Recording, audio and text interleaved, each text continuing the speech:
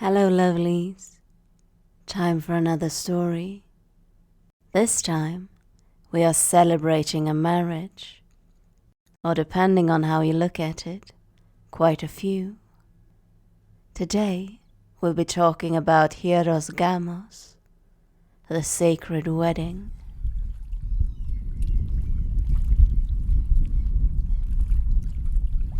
Storytime with sanctity.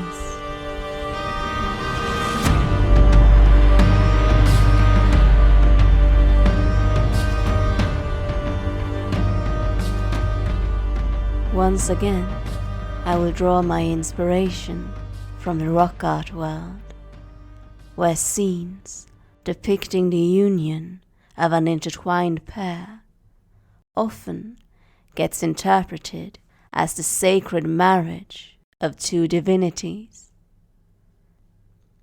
An imagery present in rock art iconography, spanning from Bronze Age Scandinavia to Minoan culture to the Mediterranean area, but perhaps most often is cited in the Near East.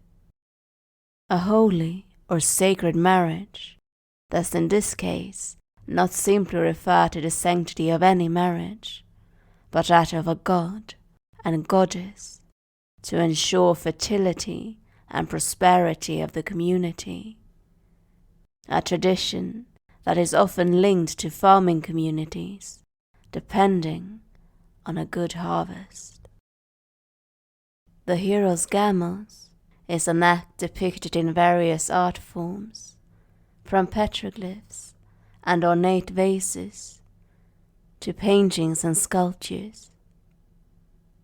But it also exists in historical and ethnographical sources, in written texts, as rituals or performances where a priest or a priestess or any other specially selected actor or other religious leader would take the form or act as a stand-in for the divinity in question.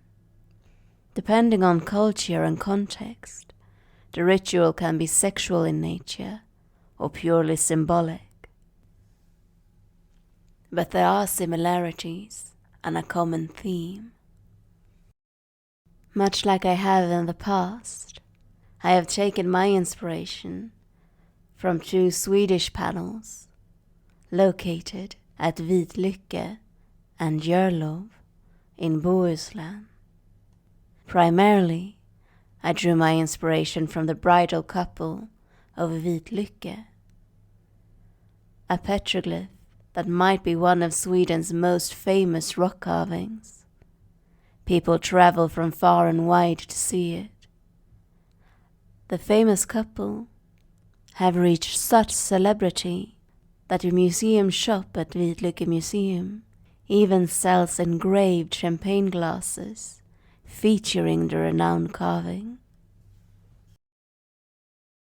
While I currently live in Stockholm, I used to work at that very museum. And one question that I would often receive while given a guided tour is that of who the couple might have been and why they are interlinked. One very clever visitor even suggested that they might have been a Bronze Age it couple, basically the Bennifer or Brangelina of their time. It might seem odd or a bit far-fetched, but it is that theory, that suggestion, that made me write today's story, or at least get inspired to try to write it. But I will, of course, also try and answer the question who the figures might be, and why someone bothered depicting them, or how the motif can be so widely reoccurring. But more on the background and mythology behind the famous carvings after the story. As always, I have used archaeological research as a base, but the story is my own concoction, with plenty of creative imaginings to fill in some gaps and turn theory into storytelling. So now, without much further ado, let's listen to some fiction, and afterwards we'll get to the facts.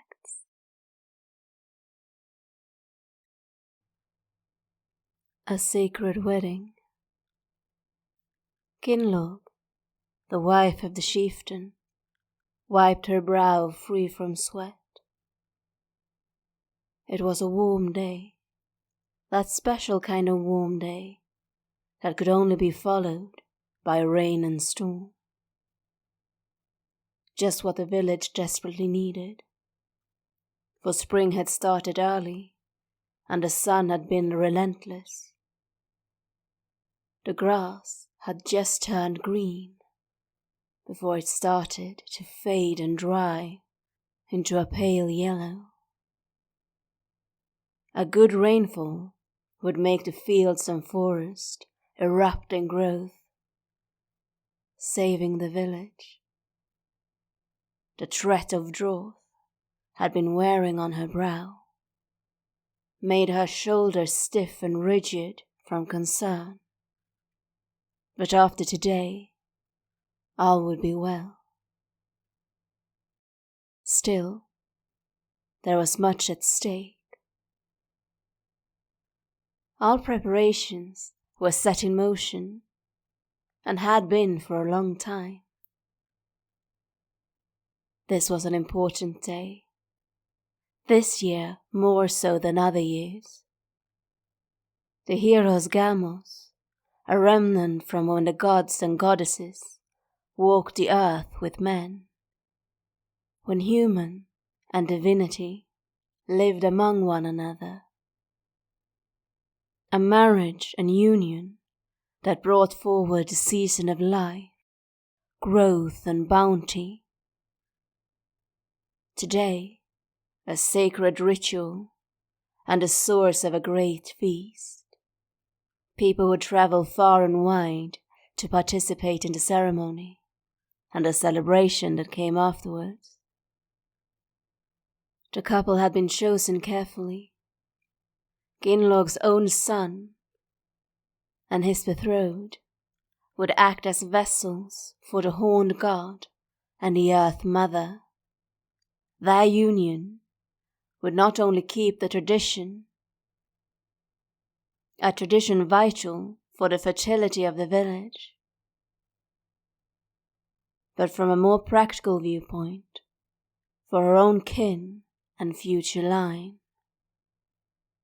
The union and future children of the intended couple would secure the power and influence that took generations of hard work and clever plans to build.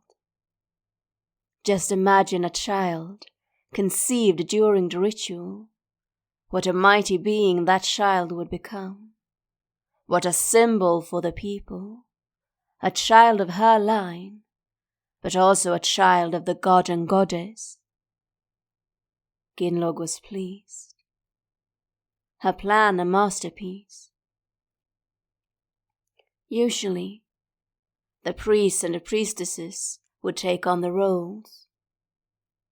Exceptions had been made before, but taking the place of an actual god was the highest of honors. Everything had to be perfect, from the shine of every lure to be blown, to clothing and offerings, down to food and drink. Her son had taken time to design his appearance. New clothes had been made. His hair was carefully cut and sculpted. Even his eyebrows and beard had had a good trim. In his belt, he would wear a brand new sword and a small hand axe. Both would later be sacrificed in the nearby pond. Even still, the couple needed to go through a meticulous process before the ceremony could take place, and for any of that to happen, they needed a girl. Gunnlaug had hoped that she would have arrived by now, for this was not a day to be late, as some might see it as a bad omen. Her brow creased with worry, her eyes narrowed. But then she heard it, the sound of the horn. It was blown at a great distance, but she could hear it clearly.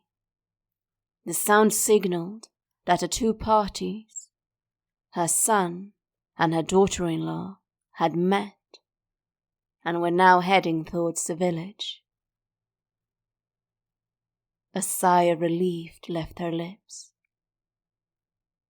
and soon she could see the group entering, the young couple side by side, each with a new token of their upcoming union clearly visible.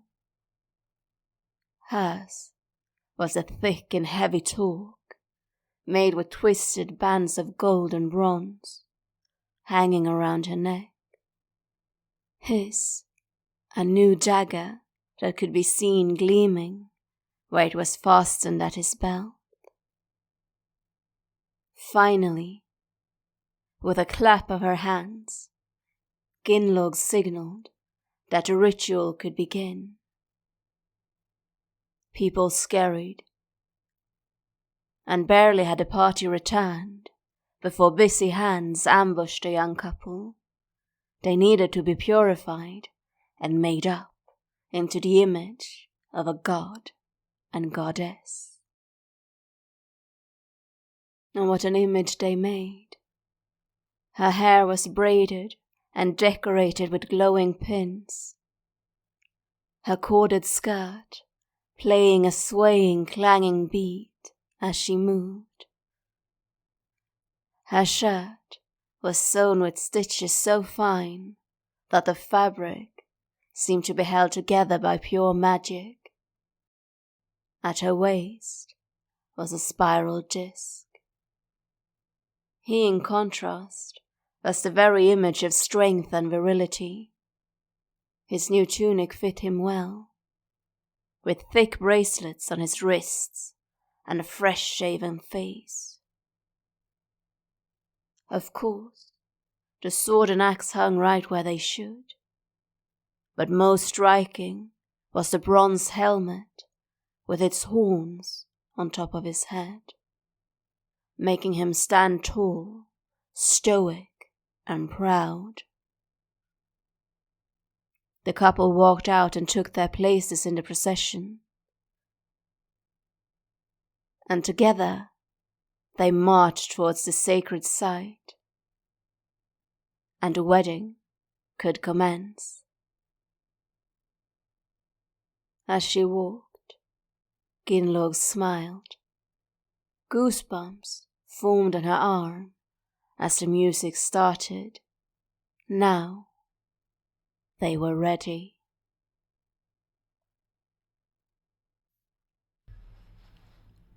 I had got it into my head that it would be fun to continue on the story from the last episode, but I'm afraid that inspiration just wasn't on my side this week.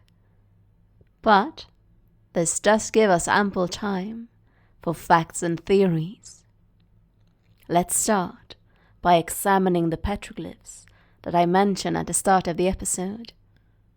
The most detailed of the two rock carvings is without a doubt the scene from the Vitlike panel. The two figures engaging in a Hieros Gamos are interpreted as a man and a woman. The female figure is wearing her hair in a long ponytail. Facing her is the man with the sword fastened to his belt. Looming over them is a third figure, standing with a raised axe. Though there are many suggestions regarding the composition and the role of the axe-wielding man, in the Hieros Gamos narrative, he is often interpreted as a priest. By this point, some of you might have raised a skeptical eyebrow, silently protesting that a ponytail alone does not make a woman. A man can wear a ponytail, and a woman can hold a sword. And yeah, you'd be right. We don't really know for an absolute fact that the scene features a man and a woman. The man is easier to guess, as, like many of his petroglyph brethren, he sports a fairly impressive erection. By comparing scenes and artifacts, archaeologists have made a qualified guess that the other figure is female. This can be supported by comparing the petroglyphs in question to Bronze Age figurines from the same period, where a figure wearing a corded skirt, a typically female-coded garment, is wearing her hair in a similar fashion. One could also argue by comparing the scene to another famous sacred marriage, that of Hera and Zeus. As archaeologists find a strong influence from the Mediterranean region, it is comfortable to assume that the Scandinavians took inspiration from existing mythology and put their own spin on it, and incorporated it into their own traditions and culture. Assuming that the scene involves a man and a woman, what else can we learn? The intertwined couple is not just connected at the pelvic region, primarily by the previously stated fairly impressive erection, but also by a line running over the upper calves, perhaps an indication that they are not just joined sexually, but in a greater, more spiritual sense. They are bound together, they belong together, they are united. As I previously mentioned, the ritual can be interpreted as sexual in nature, but perhaps most often as something purely symbolical. Maybe it is this symbolical nature that our second set of petroglyph portrays. The sacred wedding of the Jarlov panel is much simpler in style, and the actors have no obvious gender attributes and very few details. This could result from the carver's style choice or skill level, but it felt like a nice segue into mentioning the second carving. And as a way to say that we don't know how the Bronze Age people viewed gender, so whenever we make an interpretation, we take our ideas and our understanding from our own time and try to apply it to the past, which is a bit problematic. But then again, if we were to only say what we know for a fact, we would say very little about the Scandinavian rock carvings, as much of it is qualified guessing. A theory we often see interpreted in various popular culture is that of couples being wed while standing under a hammer or an axe. Just like in the scene at the Vitlyke panel, the binding of hands is another fan favorite. The third is the importance of female hair as something nearly magical. Back in the jolly old noughties, a much younger version of myself visited the Swedish History Museum in Stockholm with my class. While there, we got to experience glimpses into the stone, bronze and iron ages, and I even had the honor of modeling some Bronze Age fashion with 2 classmates. At that time, my hair was cut in a blunt bob, while the other girl had long hair. The enthusiastic guide happily told us that one of us was married, the other one single. Could we guess who? After being met with silence, and perhaps a slight look of disdain, because at that age no one wanted to catch the ickies that the other gender might spread, she told us that women cut off their braids after they had gotten married, and offered their hair as a sacrifice for a good marriage with many children. She also told us that women's hair was something magical, and that might have been why women so often are encouraged to cover their hair or bind it. I highly doubt that the guides still say that today, as so much more has been learned about Bronze Age fashion and social politics. We have little to suggest that cutting one's hair would be a custom. But hair does seem to have been very important and a great source of pride during the Scandinavian Bronze Age. We know that the Bronze Age elite took great pride in their appearance. Men with a clean-shaven face, perhaps even plucked eyebrows, as many males seem to have been buried with tweezers. Women seem to have had intricate, braided updos, even using hairnets. Both men and women would accessorize as much as they could afford. In a way, the Bronze Age was the 1980s of the prehistoric era.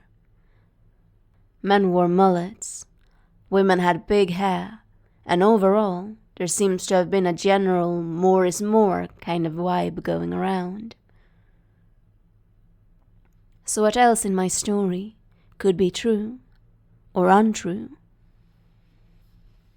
Well, archaeological research does support a view of a chiefdom where one strong leader would be at the center, and it would be that leader's job to keep the community safe and prosperous.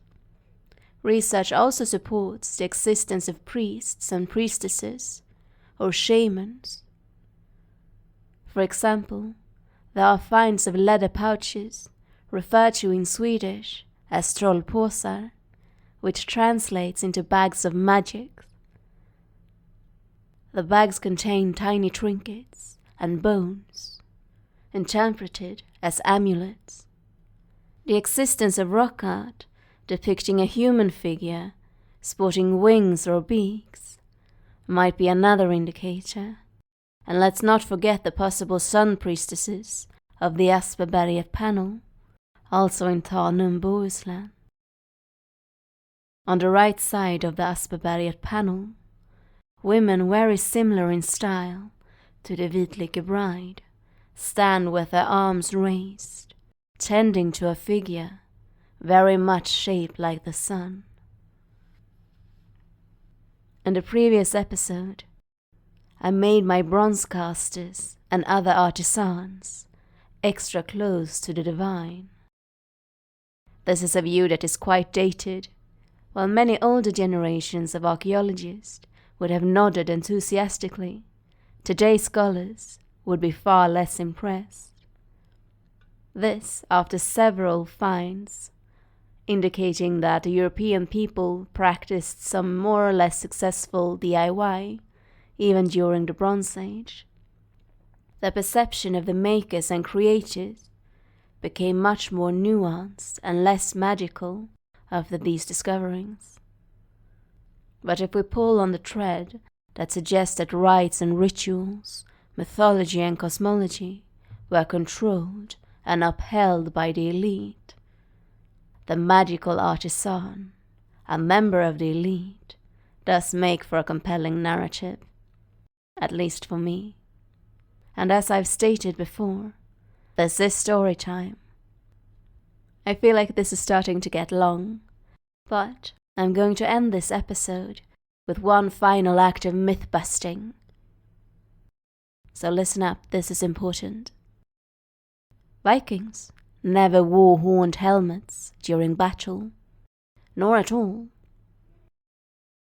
On the other hand, their Bronze Age ancestors created elaborate horned helmets out of thin layers of bronze, most likely worn during rituals or ceremonies as a special events sort of hat. Apart from actual finds proving that the helmets does exist, archaeologists have also found bronze figurines wearing similar helmets. As for the belief that they were purely ceremonial, Well, they are insanely impractical, the balance is a bit off, and the bronze is so thin that it would hinder more than help. They are striking, gorgeous, but not practical in the least.